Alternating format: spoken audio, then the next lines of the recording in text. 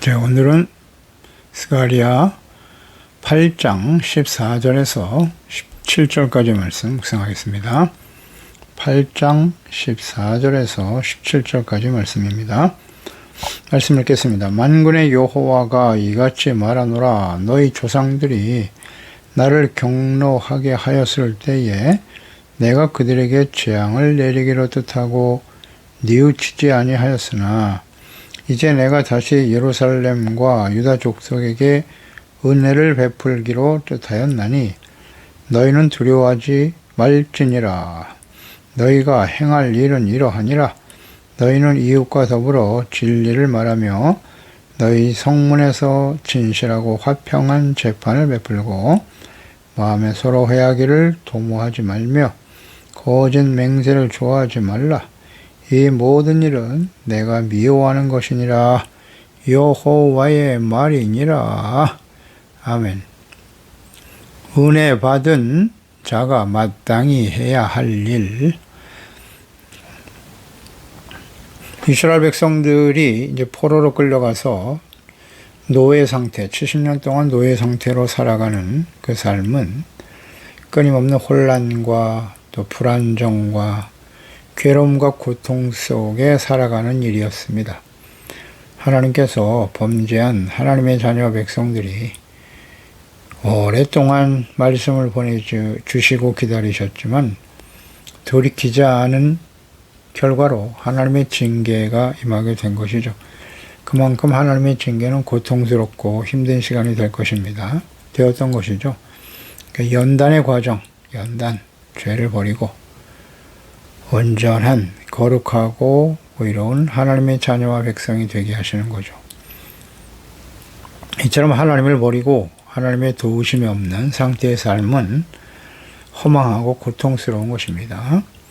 하나님에 대한 우리의 태도가 우리의 미래와 또 우리의 인생 전체를 결정하게 된다는 사실, 교훈을 얻어야 됩니다.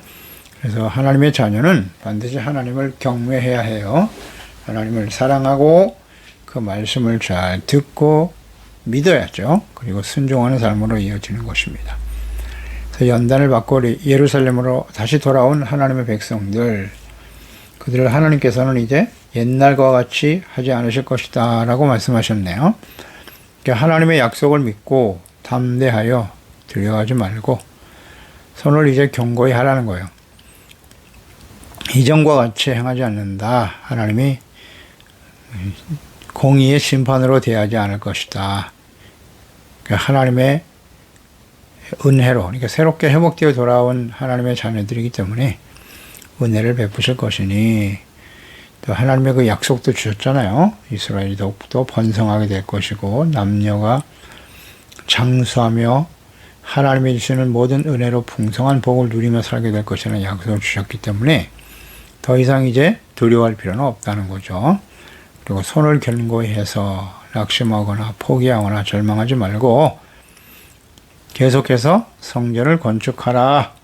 성전 건축, 하나님과의 관계 회복, 의롭고 거룩한 하나님의 자녀와 백성으로 살아가는 일, 하나님의 나라와 그의 의를 먼저 구하는 일을 계속하라는 의미겠죠.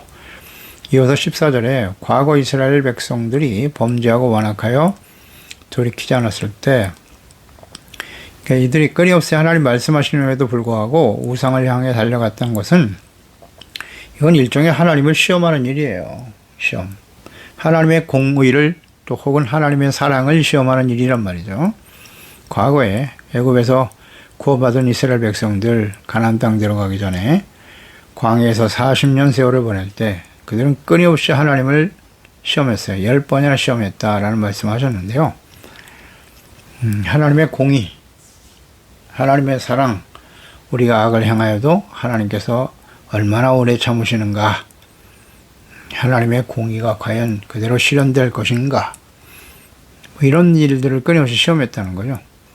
그러니까 하나님을 경노하게 하였을 때 하나님은 재앙을 내리기로 작정하시고 뉘우치지 않으셨다라는 말씀하셨네요. 그러니까 이들이 하나님 말씀 듣고 돌아오지 않으면, 끊임없이 하나님을 시험하게 되면 하나님이 인내하시죠. 오랫동안 사랑으로 인내하시지만 이제 그 인내가 끝날 때가 있다. 그게 바로 긍휼이 없는 심판으로 나타나게 되는 것이죠. 그것이 하나님의 징계와 연단입니다. 자, 하나님께서는 끊임없이 완악한 이스라엘 백성들에게 죄에 대한 지적을 해주셨어요. 무엇이 죄인지, 무엇을 돌이켜야 하는지를 정확하게 선지자들을 통해서 가르쳐 주셨고, 회개하고 돌아오지 않으면, 돌이키지 않으면 하나님께서 긍휼 없는 심판으로 임할 것이지만, 그러나 만약 돌아오면 내가 너희를 널리 용서하실 것이다. 하나님의 뜻은 용서에 있지 심판에 있지 않아요. 그래서 하나님께서는 끊임없이 완악한 이스라엘 백성들에게 말씀을 전했는데, 이전에 이미 출애굽기 32장 14절에 여호와께서 뜻을 돌이키사 말씀하신 화를 그 백성에게 내리지 아니하시니라. 하나님은 심판을 원치 않으세요. 이제 이 32장이 어떤 내용입니까? 모세가 시내산에 올라가서 하나님께 십계명, 계명을 받고 있을 때 이스라엘 백성들이 모세가 늦게 내려온다. 모세는 죽었다. 아론을 협박해서 우리를 애굽 땅으로 가나안 땅으로 인도할 신을 만들어내려고 그렇게 협박했잖아요. 그래서 금송아지 우상을 만들어 놓고 뛰어놀고 있었단 말이에요. 그래서 하나님께서 너의 백성이 부패했다. 내려가서 확인해 보아라. 가보니까 진짜 그렇거든요. 그래서 하나님이 주신 십계명 돌판을 던져서 깨뜨리게 되었고, 금송아지 우상을 다 불태워버리고 하나님의 뜻을 저버리고 악을 행한 하나님의 백성들을, 그래서 하나님께서 말씀하셨죠. 이 백성들은 보니까 목이 곧고 악하다. 그래서 다 쓸어버리고 다시 시작하자. 심판하실 것을 주님께서 정하셨죠. 근데 모세의 중보 기도를 들으시고 뜻을 돌이키신 거예요. 그래서 말씀하신 화를 그 백성에게 내리지 않으셨다. 그렇습니다. 어떻게 하나님 목전에서 이렇게 악을 행합니까? 애굽에서 구원받은 지 얼마나 됐다고? 홍해를 건너 구원받은 지 얼마나 됐다고 말입니다. 예레미야 26장 13절에도 그런즉 너희는 너희의 길과 행위를 고치고 고쳐라. 너희 하나님 여호와의 목소리를 청종하라. 제발 듣고 지켜. 그리하면 여호와께서 너희에게 선언하신 재앙에 대하여 뜻을 돌이키실 것이다. 이 말씀을 끊임없이 반복하셨죠. 오랫동안 말씀 보내셨고 돌아오기를 기다리셨지만 결국 돌이키지 않았어요. 그래서 하나님을 경노하게 만들었고 긍휼이 없는 재앙을 당하게 되었더라. 이게 하나님께서 이스라엘 역사 속에 주신 교훈이잖아요. 근데 하나님께서는 결코 공의로 심판하시기를 기뻐하지 않으세요. 그렇지만 돌이키지 않으면 공의로 심판하실 수밖에 없는 것이 하나님의 속성이에요. 그분이 하나님이시라는 걸 잊지 말아야 돼요. 재앙에 직면하게 된다. 누가요? 하나님의 백성이요. 하나님의 언약의 백성들이 그렇다고요. 예수 그리스도를 믿고 우리가 구원받았으면 놀라운 은혜를 받은 것이잖아요. 그 이후에 끊임없이 하나님의 말씀을 듣고 죄를 버리고 하나님의 자녀답게 살아가야죠. 그렇지 않고 끊임없이 불의를 행하고 악을 행하며 달려가면 썩어져가는 구습을 쫓아가는 육신의 정욕, 안목의 정욕, 일세상의 자랑을 쫓아 세상 사람들보다 더 악을 행하며 살아가고 돌이키지 않으면 하나님의 공의 앞에 서게 되는 겁니다. 하나님께서는 모세를 통해서 가나안 땅에 들어간 이스라엘 백성들, 그들이 결국 하나님을 경노하게 될 것이다 라는 말씀을 가나안 땅 들어가기 직전 신명기에 말씀하셨죠. 31장 29절에 보면 내가 알거니와 내가 죽은 후에 너희가 스스로 부패하여 내가 너희에게 명령한 길을 떠나 여호와의 목전에 악을 행하여 너희 손으로 하는 일로 그를 경노하게 함으로 너희가 후일에 재앙을 당하리라 하니라. 미래의 이스라엘 백성들의 모든 상황을 아시고 예언하신 말씀이죠. 내가 죽고 나면 너희들은 하나님을 떠날 거고 그 앞에서 악을 행하게 됨으로써 하나님을 경노하게 할 것이며 재앙을 당할 거야. 어떻습니까? 이 말씀이 어떻게 성취됐죠? 여호수아가 죽은 후에 바로 나타났죠. 그래서 사사시대를 지나면서 끊임없이 이방인들에게 짓밟혀 고통당했죠. 또 열왕기 시대에 사무엘이 마지막 사사였고, 사무엘 시대에 왕이신 이스라엘의 왕이신 하나님을 버리고 우리도 사람이 왕이 되어 다스리게 해주세요. 하나님을 버렸죠. 그래서 취약한 사울 왕으로 시작된 열왕기 시대 어떻게 되었나요? 끊임없이 하나님을 경노하게 만들었죠. 솔로몬 시대에 이미 악을 행하면서 인생을 마감했고 우상 숭배하고, 그 결과로 르호보암, 그의 아들 르호보암 시대에 북이스라엘 10지파가 따라 올라갔죠. 나라가 나뉘어지고 금송아지 우상을 세우고 마지막 북이스라엘 호세아 왕 아수르에 의해서 멸망을 당할 때까지 결코 돌이키지 않았어요. 돌이키지 않습니다. 북이스라엘이 멸망의 길을 가는 걸 보면서도 유다 역시 마찬가지 그 길을 가더라. 네. 하나님께서 예언하신 말씀 그대로 되고 말았어요. 이 말씀 앞에 역사 속에 우리는 겸손해야 돼요. 주님의 말씀을 통해서 우리가 배우는 거예요. 그들과 우리가 다르다? 아닙니다. 그들과 우리가 같습니다. 이스라엘 백성들의 모습이 오늘 우리의 모습이에요. 끊임없이 하나님 앞에 범죄하고 돌이켜야 하는데 돌이키지 않죠. 그래서 그 결과는 어떻게 된다? 요한계시록 예수님의 재림, 예수님의 초림으로 구원의 길을 여시고 하나님께 나아갈 수 있는 길을 여셨으나 본 백성인 이스라엘은 거부했고, 사도들을 통해서 복음이 땅끝까지 전파되어 이방인들은 은혜를 받고 구원을 받았습니다.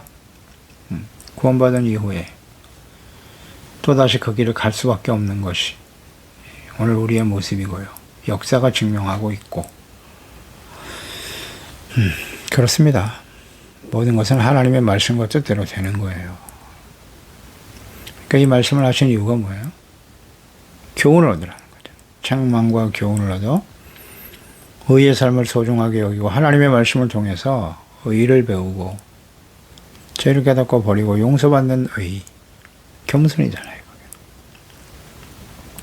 그래서 하나님의 사람으로 온전케 하고 선한 일을 행할 능력을 갖추어 가도록 말씀을 기록하여 우리에게 자세하게 남기셨고, 예수 그리스도와 보혜사 성령을 보내주셨지 않습니까?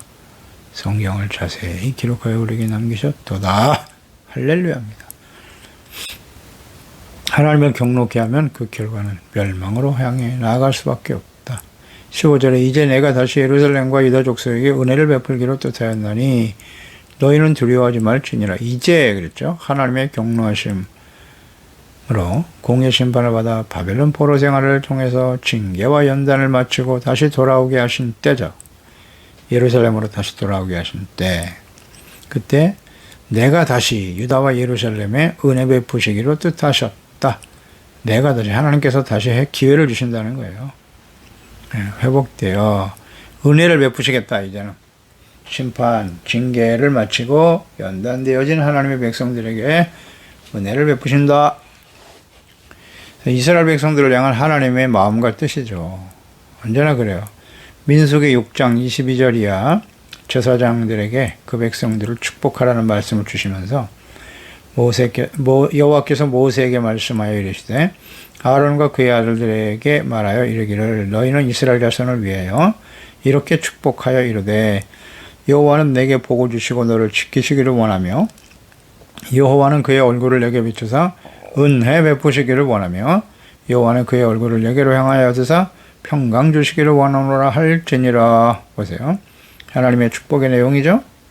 여호와는 내게 복을 주셨고, 복이 뭡니까? 하나님이 우리를 지키시고 인도하시고 우리를 향하여 그 얼굴을 비추사 은혜 베푸시기를 원하는 거예요. 은혜의 뜻이 뭐라고요? 하나님 앞에 겸손하여 자신의 죄와 허물을 깨닫고 돌이켜 씻음받고 용서받는 거예요. 은혜 베푸신다는 건 우리를 용서해 주기를 원하신다는 거예요. 하나님 앞에서, 말씀 앞에서 죄를 깨닫고 회개하고 용서받는 것이 은혜입니다. 그게 복이에요. 또 여호와는 얼굴을 내게로 향하여 주사 평강 주기를 원하신다고. 그 하나님 앞에 죄사함 받고 용서받을 때 하나님과의 관계가 회복되고 의가 회복될 때 평강이 찾아오는 거고 참된 기쁨을 누리며 살아가게 되는 거예요. 이게 복입니다. 제사장, 아론은 제사장이잖아요. 그 제사장에게 주어진 직임과 사명이고 그게 복이라는 사실을 바르게 이해하고 깨달아야죠. 은혜 베푸시고 그 은혜의 의미를 제대로 이해해야 합니다.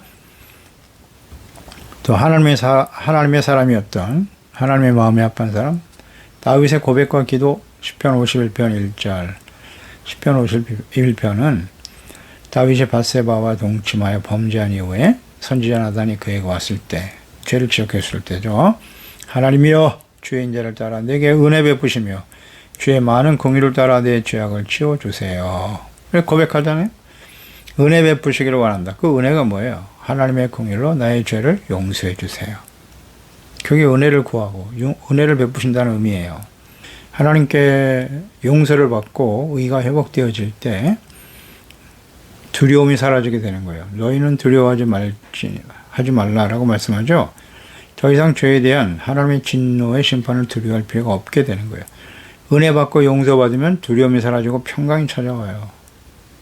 두려움? 이 두려움은 죄의 결과라는 사실이죠. 제일 먼저 범죄했던 아담과 하와 창세기 3장 6절 이하죠. 여자가 그 나무를 본즉 먹음직도 하고 범직도 하고 지혜롭게 할 만큼 탐스럽기로 한 나무인지라 여자가 그 열매를 따먹고 자기와 함께는 남편에게 대초매 그도 먹은지라 여호와 하나님이 아담을 부르시며 그에게 이르시되 내가 어디 있느냐 이르시되 내가 동산에서 하나님의 소리를 듣고 내가 벗었으므로 두려워하여 숨었나이다. 두려움이죠. 범죄한 결과 두려워하여 하나님 앞에 숨었어요. 숨겨지는 거죠. 이 두려움입니다. 그러니까 요한일서 4장 16절 이하에도 잘 나와 있죠.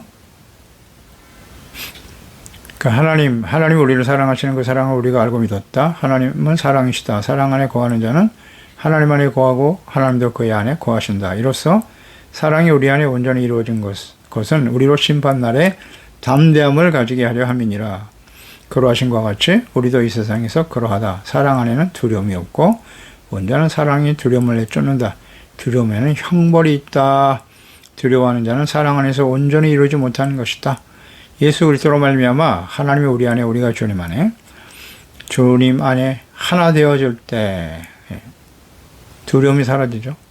하나님과 화목되었다는 거죠. 죄사함 받고 용서하다 이렇고 거룩한 하나님의 자녀가 되어지면 하나님께서 우리와 함께 하시기 때문에 두려움이 사라지고 심판날에 담대함을 얻게 하려 하심이니라. 그렇습니다. 하나님의 은혜를 받은 자들은 절대 두려워하지 않아요. 죄사함 받고 용서받은. 그렇다면 이제 은혜 받은 자가 해야 할 일은 무엇일까요? 16절이야. 너희가 행할 일은 이러하니라. 너희가 누구예요? 은혜 받은 사람이죠. 죄사함 받고 용서받고 다시 한번 회복의 기회를 주신 하나님의 은혜를 받은 사람들이죠. 너희는 이웃과 더불어 진리를 말하라. 자, 은혜 받은 사람들이 해야 할 일이에요. 예수 그리스도를 믿고 죄사함 받고 의롭다함을 얻어 하나님의 은혜를 받은 자들이 해야 할 일입니다. 너희 성문에서 진실하고 화평한 재판을 베풀어라.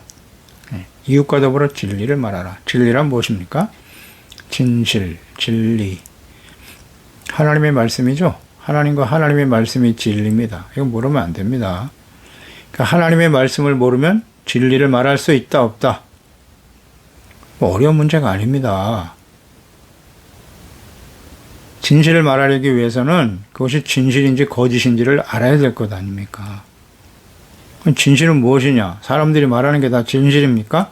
내가 생각하고 옳다고 여기는 것이 다 진실입니까? 그게 진리인가요? 이렇게 착각하며 사는 사람들이 의외로 많아요.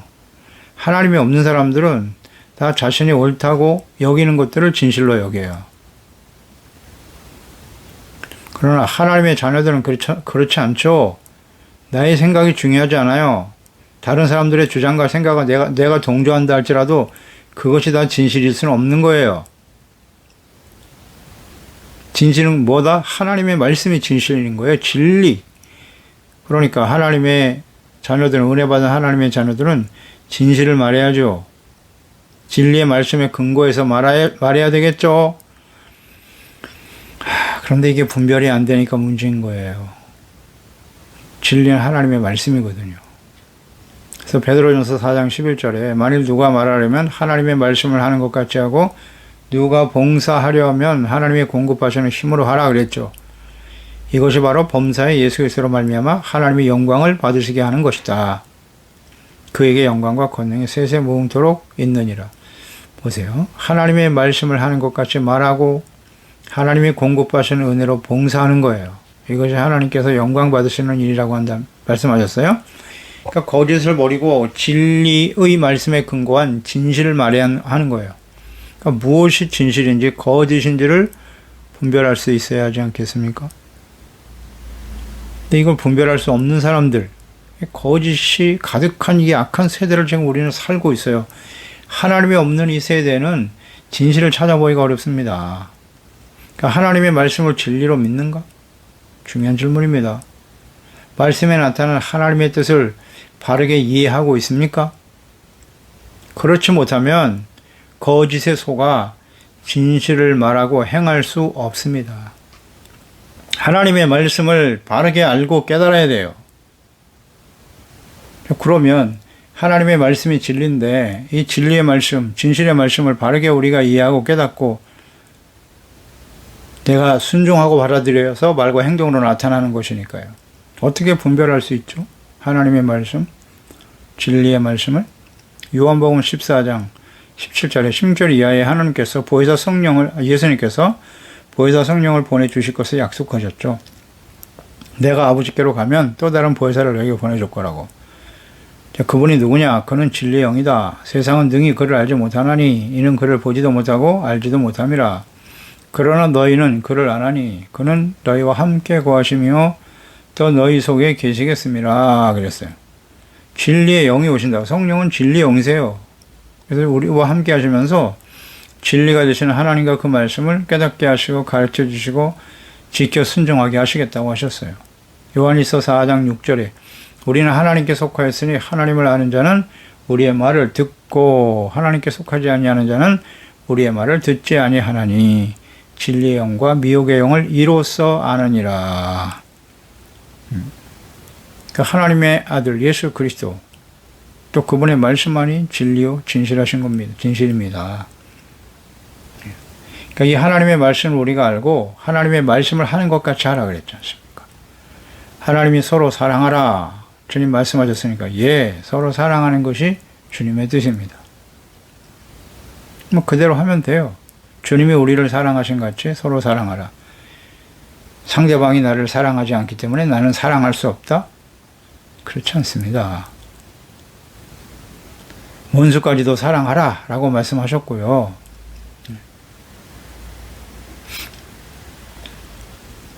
이 하나님의 말씀대로 순종하면 따르는 것이 필요해요. 그게 진실이니까요. 진리니까. 우리가 어떤 말과 주장을 할 때 그것이 언제나 하나님의 말씀과 뜻에 맞는가 비추어 보고 악한 세대를 본받지 말고 마음을 새롭게 하여 변화를 받아 하나님의 기뻐하시고 온전하시고 선하신 뜻이 무엇인가를 분별할 줄 알아야 한다. 뭐 그 분별도 안 되는 상태에서 말하고 행동하니까요. 다 자신이 옳다고 여기는 것이 진리요 진실이라고 믿는단 말이에요. 여기서 이제 오류가 발생하는 거예요. 정말 조심해야 됩니다. 나중에 지나고 보니까 그게 거짓이었다는 거죠. 그러다가 인생 끝나면 어떡합니까? 아직 우리가 이렇게 살아있는 동안에는 하나님의 말씀을 비춰보고 말씀을 묵상해야 드러날 거 아니에요. 이 하나님의 말씀에 비춰보니까 내가 잘못 말하고 행동했구나. 금방 드러날 일이죠. 그래서 그 기회가 주어졌을 때 우리는 부지런히 하나님의 말씀을 묵상하고 그 말씀 앞에서 우리가 잘못된 말과 행동한 걸 부지런히 하나님 앞에 내려놔야 돼요. 시험받고 용서받고 바로 잡아야죠. 오직 하나님의 아들 하나님과 그 말씀 예수 그리스도 말씀 육신대에 찾아오신 예수님만이 진리다. 그리고 너희 성문에서 진실하고 화평한 재판을 베풀어라. 그러니까 성문은 재판을 하는 장소였죠. 당시에. 진실하고 화평한 재판을 시행하라고 말씀하고 있어요. 이것은 이미 레위기 19장 15절에도 너희는 재판할 때 불의를 행하지 말고 가난한 자의 편을 들지 말며 세력 있는 자라고 두둔하지 말고 공의로 사람을 재판해라. 유전, 무죄, 무전, 유죄. 이것이 이제 일반적인 세상의 모습이에요. 하나님이 없는 사람들의 모습이죠. 자기들 마음대로 법치를 주장하고 공의를 주장하지만 다 자기 자신에만, 자신의 죄는 다 덮어주고, 자기 자신에 대해서는 아주 관용하죠. 뇌물 받고 봐주고. 이건 뭐 일반적인 현상이에요. 모든 시대에 하나님이 없는 사람들의 일반적인 모습이에요. 이상하지도 않아요. 기대할 것도 없고요. 다만 우리 하나님의 자녀는 그래서는 안 된다. 하나님의 자녀 백성들은 그래서는 안 된다는 거죠. 신명기 16장 18절 내 하나님 여호와께서 내게 주시는 각 성에서 너의 지파를 따라 재판장들과 지도자들을 줄 것이고 그들은 공의의 백성을 재판하라. 공의로 백성을 재판하라고. 공의는 하나님의 말씀이 기준이 되라는 거예요. 하나님의 말씀. 근데 뭐 말씀을 모르니 어떻게 바르게 재판할 수 있겠습니까? 세상은 그렇더라도 우리는 하나님 앞에서 주님의 말씀으로 바르게 가르쳐야 된단 말이에요. 말씀을. 17절에 마음에 서로 해하기를 도모하지 말고 거짓 맹세를 좋아하지 말라. 은혜 받은 사람들은 서로 해하기를 도모해서는 안 되죠. 서로 사랑하라고 말씀하시잖아요. 우리의 말과 행동이 이런 계획들이 사람들에게 해를 주는 것이냐 유익을 주는 것인가, 은혜를 끼치는 것이냐, 잘 생각해야죠. 범죄하고 죄를 짓게 하는 것이냐. 만약 그걸 해를 주고 육체적인 혹은 경제적인 어려움을 주는 것뿐만 아니라 인격적으로 모독을 주는 것, 영적으로 해를 끼치는 일 절대 해서는 안 돼요. 거짓 맹세 좋아하지 말라. 거짓 맹세. 하나님의 이름으로 함부로 맹세하고 말이죠. 지킬 의도도 없으면서 자기의 욕망을 숨기려고 맹세를 안 바라는 일, 하나님의 이름을 들먹이는 거, 하나님 미워하십니다. 이 모든 일은 내가 미워하는 거라고. 뭐 이렇게 복잡하지 않네요. 그러니까 결국 하나님이 우리를 사랑하신 것처럼 서로 사랑하는 마음만 있으면 거짓, 살인, 도둑질 이런 거 하지 않죠. 그래서 하나님 앞에서 이 은혜 받은 자로서 악을 행하고 해를 끼치는 그런 일을 하지 말고, 이런 거 오히려 미워해야죠. 주님께서 미워하시는 거니까. 이런 걸 버리고 은혜 받은 자답게. 은혜 받은 자는 언제나 겸손하잖아요. 사람들을 불쌍히 여기는 것이고, 그리고 항상 우리 마음속에 두려움이 있다면 그 두려움의 근원은 원인이 죄라는 사실을 인정해야 해요. 그래서 죄악된 모습을 빨리 돌이키고, 깨닫지 못하는 것도 문제죠. 그냥 계속 상존하는 거죠. 두려움과 불안이. 그래서 하나님 앞에 삶의 우선순위를 똑바로 하고, 말씀 묵상이 그래서 중요한 겁니다. 말씀 묵상하고 돌이켜 온전한 하나님의 자녀들로 서는 것이 매우 중요합니다. 그렇습니다. 하나님 아버지, 오늘도 주의 말씀을 듣습니다. 하나님께서 완악하고 배역한 하나님의 백성들 연단의 과정을 통해 다시 예루살렘으로 돌아오게 하셨어요. 이제는 이전과 같이 하나님의 공의와 심판이 아닌 은혜 베푸시기로 뜻을 정하셨답니다. 은혜는 죄를 깨닫고 용서받고 의롭다함을 얻게 하시는 거예요. 그래서 그 백성들, 은혜 받은 하나님의 자녀들은 이제는 두려움이 없이 하나님이 주시는 참된 평강을 맛보며 살아가는 거고요. 그러기 위해서는 항상 진리의 말씀, 진실만을 말하고 가르치고 전하는 사람들이 되어야 하는 것이고요. 서로 간에 진리, 공의로 재판하는, 그래서 의를 바르게 세우자는 거죠. 의를 바르게 세우는 그런 가정이 되고 교회가 되고, 세상에서 우리가 하나님의 자녀로서, 빛된 자녀로서 의와 거룩함과 진실함으로 순종하며 살아갈 수 있도록 도와주세요. 그러기 위해서는 경건의 훈련 매우 중요합니다. 하나님의 말씀을 모르면 진실을 말할 수 없어요. 그래서 이 세상은, 하나님이 없는 이 세상은 거짓으로 가득하거든요. 그래서 늘 마음을 새롭게 하고 진리 영신 성령님의 인도하심을 따라 진리의 말씀을 바르게 깨닫고 또 우리가 확신하면서 가르치고 증거하며 그 말씀대로 순종하는 우리 소중한 치유가족들 자녀들이 되게 하여 주시옵소서. 예수님의 이름으로 기도드리옵나이다. 아멘.